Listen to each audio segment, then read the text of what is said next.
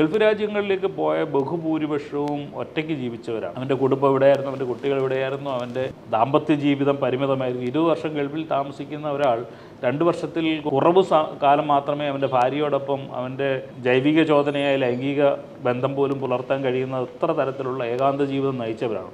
അത് തൻ്റെ അച്ഛനും അമ്മയും തൻ്റെ മുതിർന്നവരൊക്കെ അത്തരം ജീവിച്ചവരാണോ എന്ന് തിരിച്ചറിഞ്ഞ ഒരു സമൂഹമാണ്. തങ്ങൾ അങ്ങനെ ജീവിക്കാൻ ആഗ്രഹിക്കുന്നില്ല എന്ന് പുതിയ തലമുറ മനസ്സിലാക്കുകയും തൻ്റെ പങ്കാളിയെ കൂടി തൻ്റെ മക്കളെ കൂടി ചേർത്ത് വളർന്ന് ജീവിക്കാവുന്ന ഒരു ജീവിതം കിട്ടുന്ന രാജ്യങ്ങളിലേക്ക് പോകാൻ തങ്ങൾ ആഗ്രഹിക്കുമെന്ന് അവർ തീരുമാനിക്കുകയും അത്തരം രാജ്യങ്ങളിലേക്ക് ചേക്കേറുകയും ചെയ്യും. കേരളത്തിൽ ഇന്ന് നേരിടുന്ന ഏറ്റവും വലിയ പ്രശ്നമെന്ന് പറയുന്നത് ഈ വാർദ്ധക്യകാലത്ത് ആരുണ്ട് തങ്ങളെ നോക്കാൻ എന്നുള്ള ഒരു പ്രശ്നമാണ്. മക്കൾക്ക് പലപ്പോഴും കഴിയുന്നില്ല, അവർ പല ദേശങ്ങളിലേക്ക് പോകുന്നു എന്നുള്ളത് കൊണ്ട് സ്വാഭാവികമായിട്ടും ആ വാർദ്ധക്യകാല സുരക്ഷയെ മുൻകരുതി സ്റ്റേറ്റ് തങ്ങളുടെ ഉത്തരവാദിത്വം ഏറ്റെടുക്കുമെങ്കിൽ പിന്നെ അതാത് ദേശങ്ങളിലേക്ക് പോയി ചേക്കേറി അവിടെ സ്വസ്ഥമായി ജീവിക്കാമെന്ന് തീരുമാനിക്കുന്നു എന്നുള്ളതാണ്.